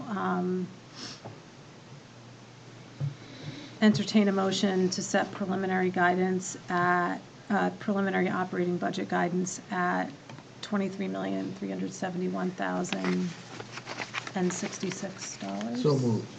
From Lauren, Second. from Brian. Any further discussion at this point? Seeing none, all those in favor of recommending preliminary guidance at $23,371,066? Opposed? Okay, seeing none, 1, 2, 3, 4, 8, 0, 0. Okay, great. So we have a lot still to discuss. It'll be a great meeting in November, and it will be. They always are. They are, they're great Yeah. meetings, and I really do enjoy having the principals come, and I wanted, actually, I didn't get a chance to email Bob Thompson, but his presentation was fantastic and very, very helpful to just, as it continues to be in support of student services and all the programs that are ongoing, so. While it was peppered with some not-so-great news about the Medicaid revenues, it was still a great presentation and discussion, so I Life appreciate isn't that. perfect. That is true. I'd like to just move on to a couple of other things. There's an important, Cindy, regarding the school board update. We spoke about apportionment. That was a, yeah, I was going to say. leave. Thanks, good night. Good night. Happy Halloween. Thank you. Holly brought to us the discussion, opening the discussion about apportionment, with basically 3 types of things that we could do to try to address it, to get maybe ahead of the game, instead of waiting for it to see it on a petition warrant. So basically, the school board discussed it, and they wanted to do a workshop with the budget committee. That was the decision. The 3 choices were to resume the full committee like we did 5 years ago, which Tom and I both sat on, and we both suggested not doing that because we didn't come to a unanimous anyway. So that was one of the reasons. The other was just do a small group, which would have been myself and Tom, because we were on the other one, and I believe Darlene and Brian were the ones that were on that. But the other board members felt like they wanted to hear more input on it. So we are waiting to schedule our workshop with you guys. Right, so I think that's actually a great kind of compromise, given the time frame, because for the people who served on that committee the last time, it was, I feel like, at least just about a year in the making. I think we met every 2 weeks. We didn't meet monthly. And so Over the summer, yeah, it was a over the long summer, there was year. a lot going on. And I think, especially because Brian and I serve in other capacities, I think you still kind of get that, and that you serve in another capacity in Brookline, that you kind of get those other elements that I think the last time we had a Hollis Budget Committee member and a co-op Budget Committee member, but since I serve in both roles, I can do both. Brian, you can do both. And this way we are all involved in the process. So I think we were then The other thing is Darlene sent out the letter. It does have to be changed. Right. So the reason that we need to have an apportionment committee is because the law requires there to be a change in order for the formula to be in place for 5 years. It doesn't talk to the magnitude of a change, just that there be a change. So. Or it goes year to year. Or it goes year to, yes, or it goes year to year. In order to keep the formula in place for 5 years, you have to make a change. Otherwise, If you keep it and don't address it, it can come up annually. Can to be you game the addressed. system by, let's assume, There's no gaming of any no, system. I don't understand. Even though it sounds like. No, basically, there would be- I wanted to add a little bit of controversy here. Thank you. Okay. We do not game systems, okay. 3 outcomes. Leave it the same. Can't leave it the same. Leave it, Well, change it yeah. to something like it was before, or changing it in the other direction. So that we will have a workshop, right? Now, let's assume that the change is 1 penny. Is that a change, or is that what is considered a change? Well, I think that's, what I I'm think, asking. right. The way the letter So- reads, which So was that's in why I the- included the letter from our attorney, and I was going to follow up and kind of ask that. Does it talk to magnitude of change, or is it just any change? Any change. Any change is the way we understood it. Okay, So my interpretation, the terminology I used before is an example of changing it by 1 penny. That's what, I mean, $1 would probably be a little. or $1. so those are all topics to be discussed at a workshop. Okay. With all committee members, and I think the board was anticipating managing the vote on this the same way we did it last time, which was a Right, a special special meeting. meeting sometime in January, so it's Okay. outside of the annual meeting itself. So the annual meeting is left to address the warrant, and outside of the warrant, before, like say, 2 months-ish before. I don't know the posting notifications and when things need to be done. I'm not sure we looked at it that deep Right, yet. so either, Drew waiting or to see. somebody would need to understand what those posting notifications are to post notice of if we need public hearing, oh, I don't even know. So I would say definitely before our next meeting and sometime within the next 2 weeks, we would be trying to get as many members as possible together. I think we'll pick 1 to 2 dates and just really actively try your hardest to be there. I'll keep you, so you have Tuesday school board, you have Wednesday school board. I'm going to hope Mondays and Thursdays end up being generally good days for people. Over the next And couple I'm of going to weeks. avoid weekends. Yeah. And we'll just kind of pick a date or two and Go from there, yeah. make it work. Yeah. Monday, the 4th would be bad because the select board and the finance committee are doing budget Okay. hearing that night. Otherwise, January 11th, Good. maybe? 11th would be great. November 11th. Or That's a whenever. Monday? That's a Monday, That's a the Monday. Wednesday. Okay, we'll see, and maybe, what's the 4th, 5th, 6th, maybe the 7th, 11th, 7th. I'll get back to Holly, we'll look Yeah. at some dates like that. And really, it'll be I'm sure it will be filled with good discussion. Again, based on the timelines, it may need to be something decided that night. We may only have time for one more meeting after that, just again, based on posting of notice and things like that. I mean, it could also be, we could hold a special meeting the night of I don't know, it's a lot to do, a public hearing and a special meeting, but the meeting itself has to take place sometime 5 years prior, and it can't be changed before then. So it's a meeting sometime after January. And before March 11th March or something. 12th, Yeah, I think we're so probably. somewhere the special meeting. Did you put down November 11th? I have that down as a good potential date. Does that look good for everybody? It's Veterans Day. What's but- Veterans What day of the week is it? Monday? Did you say November or January? November workshop, Okay. Within the next couple of weeks is what she was looking at. yeah. Okay, well, shoot for. I will not be here on the 11th. That's okay. You're killing me.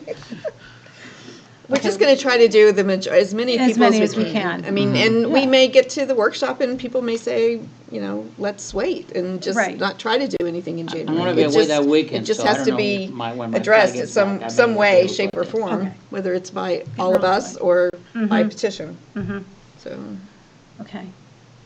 So that was the big news it was the big news. of the school board meeting. But the Is- consensus of the school board is to try to avoid having it on the annual meeting night? Yes. Yeah, that's what we did the last time, and it seemed to work well. People liked it, so, I mean, we did And it in was- January the last time. Was the 7th an okay date? Thursday the 7th? Did that I thought work? it was the Yes. 11th. Yep. Well, we were just kind of throwing around, I want to have a couple of options. Thursday the 7th? Yea or nay? I will It looks like a definitely- nay. I will definitely Okay. not be here on the 7th, okay? Yeah. Okay, let's Thursday I'll the talk to 7th. Holly, we'll say Yes. the 11th. Yes. You're Yes. good on the 7th? You're good on the 7th, and you still, Like it's, Brian, darling, you're oh, meeting with the oh, school the board. outline. You're gonna let us know. Yes, I'll let you know.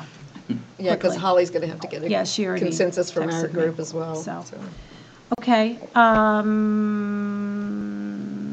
feel like there was more, but, Well, we talked about class size, which you have that in your packets. And we talked about the NASDAQ numbers, which have us as increasing over the next 5 years.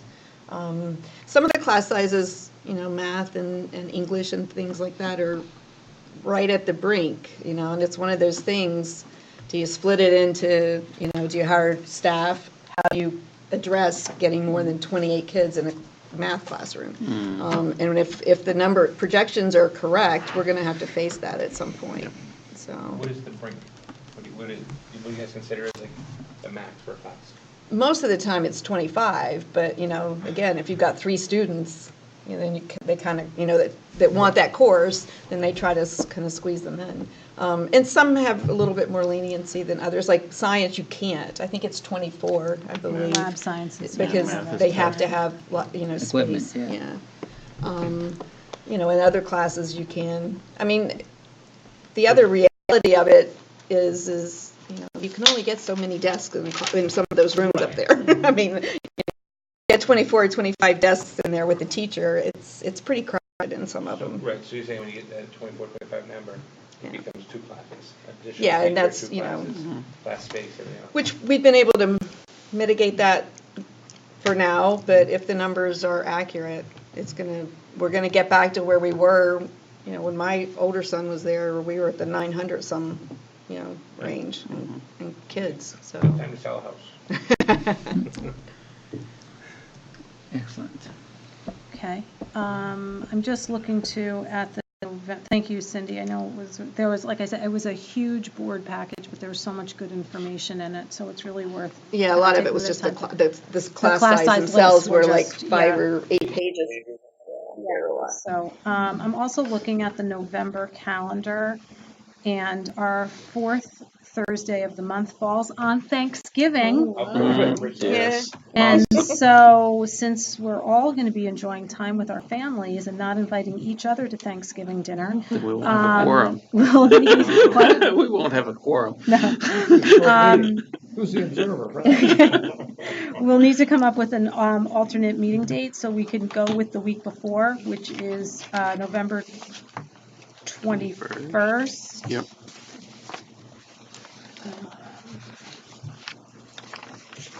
The school board moved theirs meeting that month, I believe.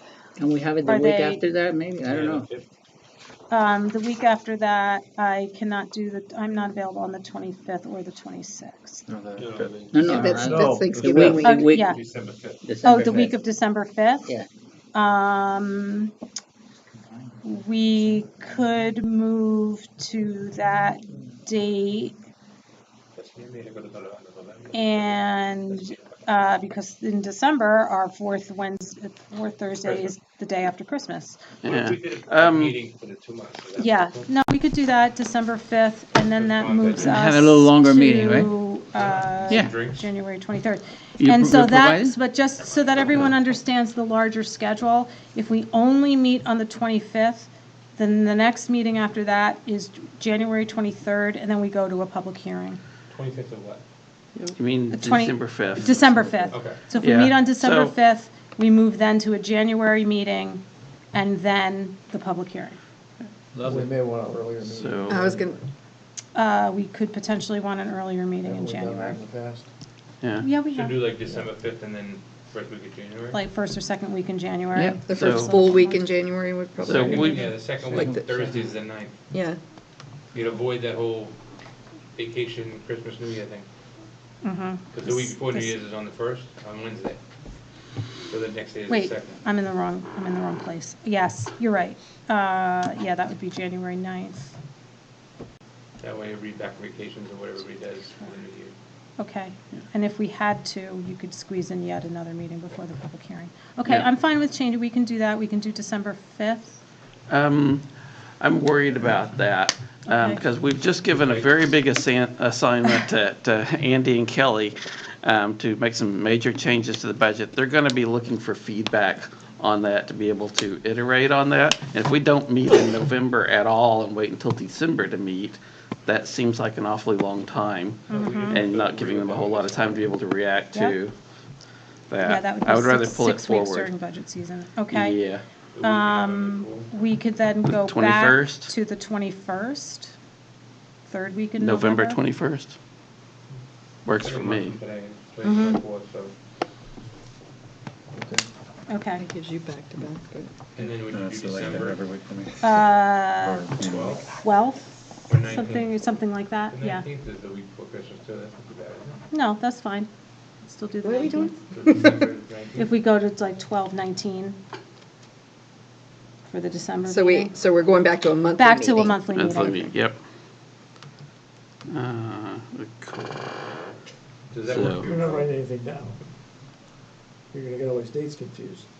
I don't need You're gonna to. be here January I 5th. work with, Are we going to keep it January 9th then, if we're going to have one in No, December? no, then we can just Yeah. go back to our regular. I already have so many things January going on in 23rd. this I November, would January, think I'm so. just Make going sure quick November into the dates to 21st, see. December I was gonna be in Las 19th, Vegas, November 21st, and but I'm gonna change that. presumably we'll leave January Won't on be the there 23rd. 19th. We got a meeting. December 19th. December November 19th. 19th? No, No. December 19th. No, I won't be there in December 19th. I just, Okay, well, you might be there for a month, you never know. It's either the Strange week, things happen out it's there. either the weekend of November 21st or the week of December 5th, but if we have the meeting on the,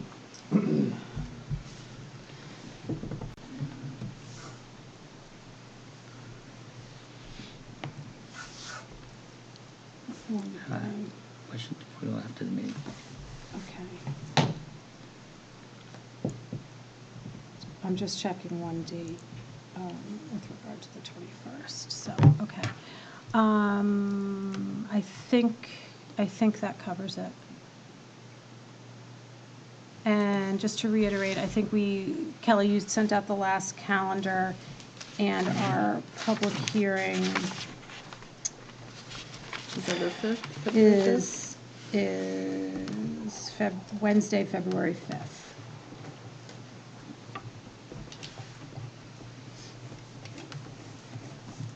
Okay.